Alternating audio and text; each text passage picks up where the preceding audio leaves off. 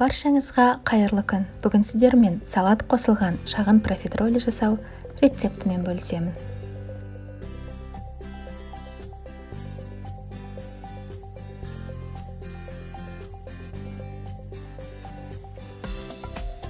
Ол үшін бізге 4 жұмыртқа, 150 грамм ұн, 100 грамм сары май, 250 грамм сүт және жарты шай қасық тұз қажет.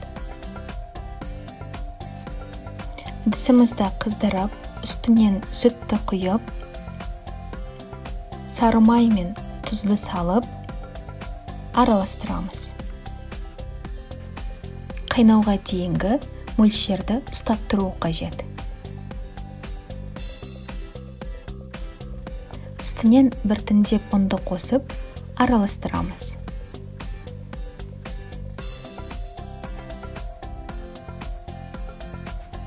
Ұнның бәрі бірігіп, жұмсақ қамыр болады. Шамамен отта 3 минуттай ұстауымыз қажет.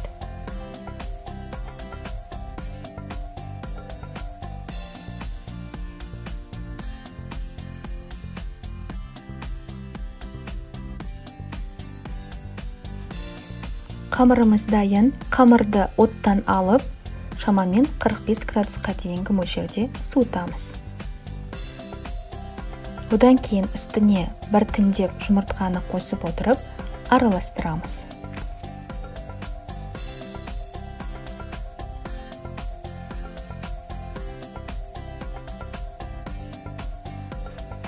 Пештің табасына қамырды кондитерлік қаптың көмегімен немесе қасықтың көмегімен қойып шығамыз.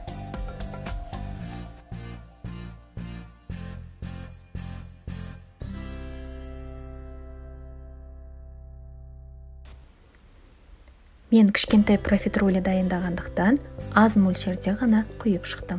Өз қалауыңызға сәйкес құюыңызға болады.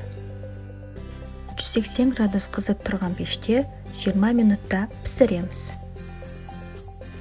Салмасын дайындау үшін бізге 100 грамм піскен ет, 1 қияр, жарты шай қасық тұз және 2 ас қасық майонез қажет. Барлық құрамды біріктіріп араластырамыз. Салаттың орнына кез келген салманы салуға болады.